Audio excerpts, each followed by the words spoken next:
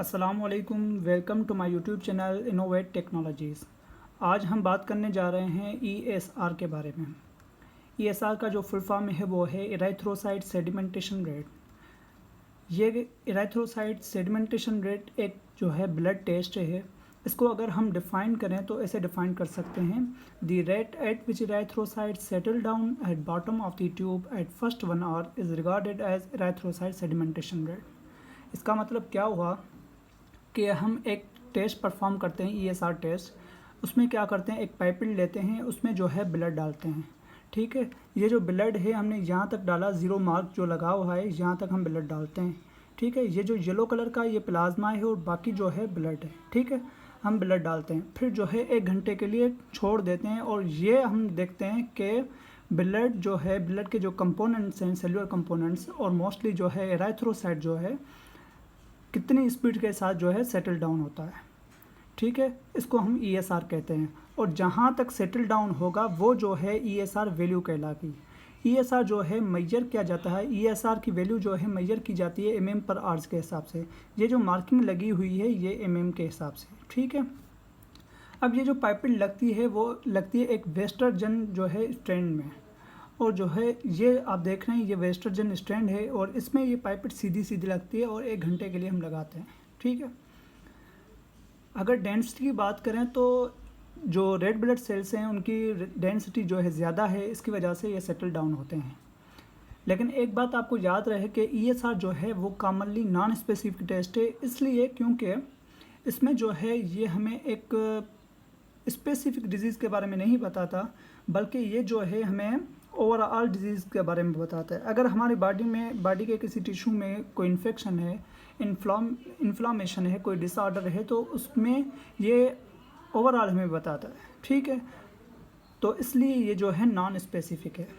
लेकिन यहाँ पर एक क्वेश्चन अराइज होता है कि why to get ESR test. Doctor हमें क्यों कहते हैं ईएसआर का टेस्ट करवाओ? क्योंकि ESR is an indication that a disease process is ongoing and must be investigated, and it is also useful in monitoring the progression of inflammatory disease and treatment of inflammatory disease। ये जो है inflammatory disease की treatment के लिए और inflammatory disease की progression को monitoring के लिए जो है हमारे लिए हेल्पफुल है। अगर हम बात करें मैकेनिज़्म की, तो मैकेनिज़्म जो है ईएसआर का बहुत ही शानदार है, बहुत ही ज़बरदस्त है। इसको समझना भी बहुत लाजमी है। पहले हम पढ़ते हैं, फिर जो है मैं आपको फिगर से समझाता हूँ।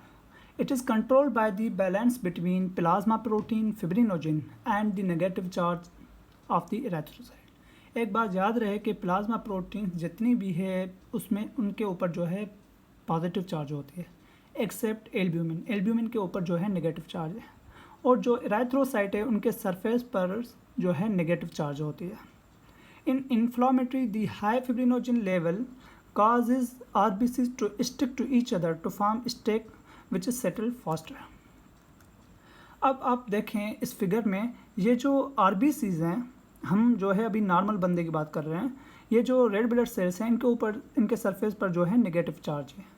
अब क्या होता है, ये नेगेटिव चार्ज एक दूसरे को रिपेल करती हैं, तो क्या होगा कि अगर हम इस पाइपिल में ब्लड डालेंगे तो नॉर्मल बंदे का ब्लड डालेंगे जिसमें कोई डिजीज़ वगैरह नहीं है, कोई इन्फ्लामेटरी डिसऑर्डर उसमें नहीं है, तो क्या होगा कि ब्लड जो है थोड़ा सा सेटल डाउन होगा। 15 mm पर आवर जो है नॉर्मल बंदे की ईएसआर की वैल्यू है, तो ज़्यादा सेटल डाउन नहीं होगा। ठीक है, क्योंकि ये रिपेल कर रहे हैं, इसकी वजह से ज़्यादा सेटल डाउन नहीं होगा। ईएसआर की वैल्यू ज़्यादा नहीं आएगी, ईएसआर की वैल्यू नॉर्मल आएगी जो है 15 mm पर आवर, जो कि नॉर्मल मेल की है। लेकिन अगर कोई ऐसा बंदा जिसमें कोई इन्फ्लामेटरी डिसऑर्डर है, उनकी बॉडी में कोई इन्फेक्शन है, इन्फ्लामेटरी कोई इन्फ्लामेशन है कहीं पर बॉडी में, तो क्या होगा कि हमारा इम्यून सिस्टम जो है वो एक्टिव होगा। उसके नतीजे में क्या होगा, जो WBC रिलीज़ होंगे और WBC जो है लिवर के पास जाएंगे। जब लिवर के पास जाएंगे तो लिवर जो है मिली फिब्रिनोजिन्स और CRP जो है प्रोटीन से रिलीज़ करेगा।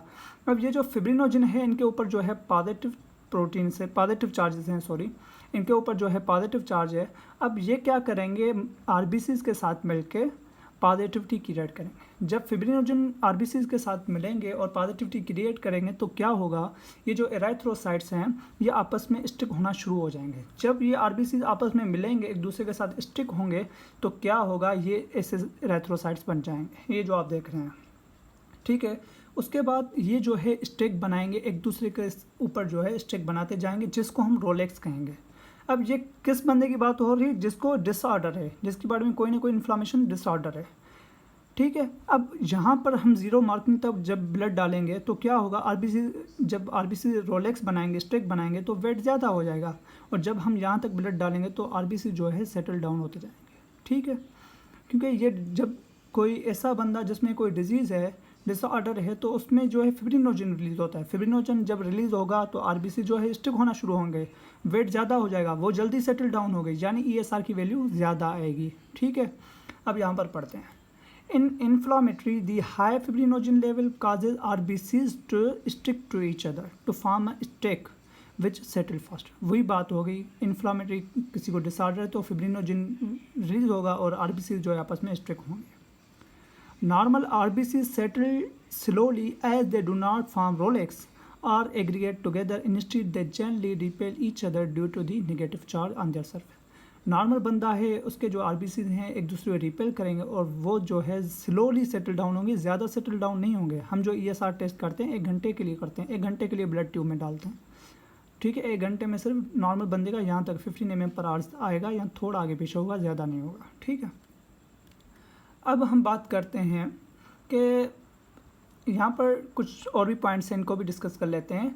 Increase rouleaux formation contribute to high ESR. मैंने आपको बताया जब स्टिक बनेंगे, रोलेक्स जो है बनेगा, ईएसआर के सेल्स का जो है वेट ज़्यादा हो जाएगा, रेड ब्लड सेल का, और जो है वो जल्दी सेटल डाउन होंगे, जिसकी वजह से ईएसआर जो है हाई आएगा, ईएसआर की वैल्यू हाई आएगी। Rouleaux are stack of many RBCs that become heavier and sediment faster. इनका जब वेट ज़्यादा होगा तो ये जो है सेडिमेंट फास्टर होंगे, यानी सेटल डाउन जल्दी होंगे। अगर नॉर्मल रेंज की बात करें तो नॉर्मल रेंज ऑफ ईएसआर क्या है, तो देखें कि न्यू बॉर्न जो है उसकी जो है नॉर्मल रेंज वो है 0 to 2 mm/h। चाइल्ड की जो है वो लेस देन 10 mm/h है, फीमेल की जो है लेस देन 20 mm/h है, और मेल की जो है लेस देन 15 mm/h है। अगर हम पाइपेट में ब्लड डालते हैं और जो है 1 घंटे के लिए अगर छोड़ देते हैं तो जो है उनका ब्लड थोड़ा सेटल डाउन होगा, 10 mm/h तक आएगा, 20 mm/h तक आएगा, 15 mm/h तक आ सकता है, ठीक है। नॉर्मल बनने की बात हो रही है। अब बात करते हैं कौन सी कंडीशन है जिनकी वजह से ईएसआर इंक्रीज होता है और डिक्रीज होता है, तो आइए देखते हैं कौन सी कंडीशन है। इन्फ्लामेटरी डिजीज़ की वजह से जो है ईएसआर का वैल्यू ज़्यादा आता है। रूमेटॉइड आर्थराइटिस की वजह से आता है, rheumatic fever, vascular disease, inflammatory bowel disease, certain type of cancer and infection. और कौन से ऐसी कंडीशन है जिनकी वजह से जो है ईएसआर का वैल्यू डिक्रीज आता है, लो आता है, जिसमें है लो प्लाज्मा प्रोटीन। लो प्लाज्मा प्रोटीन का मतलब क्या हुआ कि मैंने आपको बताया कि अगर फिब्रिनोजन कम रिलीज़ होगा, ठीक है, फिब्रिनोजन कम रिलीज़ होगा, प्लाज्मा प्रोटीन कम रिलीज़ होंगी, तो आरबीसी के पास पॉजिटिव टिकेटेड नहीं होंगी कि वो स्टिक हों। जब आरबीसी के पास है ही, उनके सरफेस पर नेगेटिव चार्ज हैं, तो वो रिपेल करेंगे, और प्लाज्मा प्रोटीन लो होंगी तो वो इतने स्टिक नहीं होंगे, स्टिक नहीं बनाएंगे, तो ईएसआर का वैल्यू लो ही आएगा।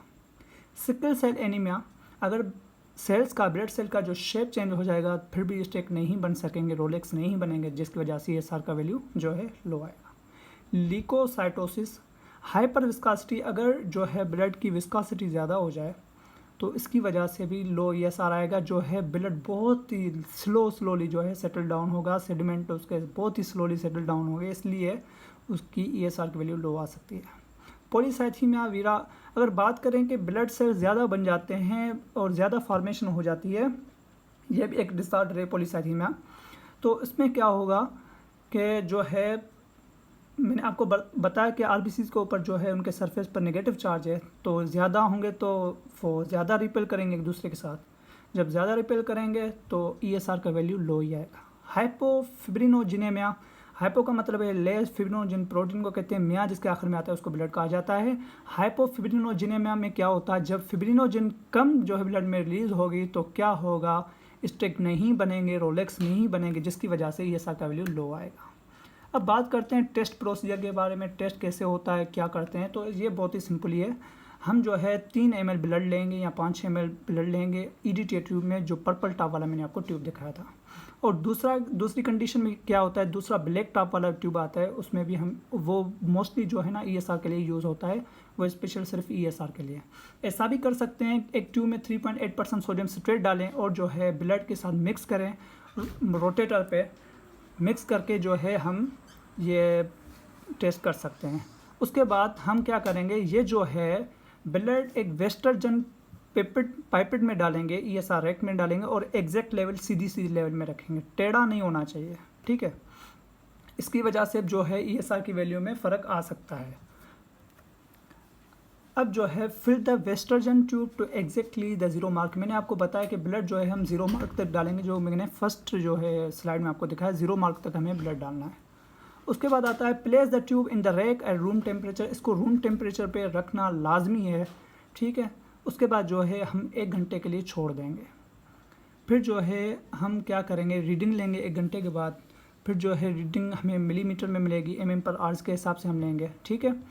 और जो है हम देखेंगे कि RBC जो है कहाँ तक सेटल डाउन है। जो भी वैल्यू होगी उसके सामने जो mm/h में मार्क लगी हुई थी, वो जो है इसकी ESR वैल्यू कहलाएगी। यानी सिंपल यू हुआ कि हम जो है पर्पल टॉप वाला अगर ट्यूब लेते हैं या ब्लैक टॉप वाला, उसमें 3 ml ब्लड डालेंगे, वो जो है पाइपेट में किसी ड्रॉपर के साथ डालेंगे, ठीक है। उसके बाद हम क्या करेंगे, उसको वेस्टर्जन जो स्टैंड है उसमें रख लेंगे और जो है इस ट्यूब को जो रूम टेम्परेचर पे रखना है, 1 घंटे के लिए छोड़ देना है। उसके बाद जो है हम देखेंगे ब्लड सेल्स हैं वो कहाँ तक सेटल डाउन हुए हैं, और जहाँ तक ये सेटल डाउन होंगे वो जो है इनकी ESR की वैल्यू कहलाएगी। मैं उम्मीद करता हूँ आज का लेक्चर आपको समझ आ गया होगा। बहुत ही आसान है, बहुत ही इजी है, और वैसे स्लाइड को भी बहुत ही इजी मैंने बनाया हुआ है, ठीक है। तो इंशाल्लाह मिलेंगे नेक्स्ट वीडियो में नए टॉपिक के साथ। तब तक के लिए अल्लाह हाफिज़।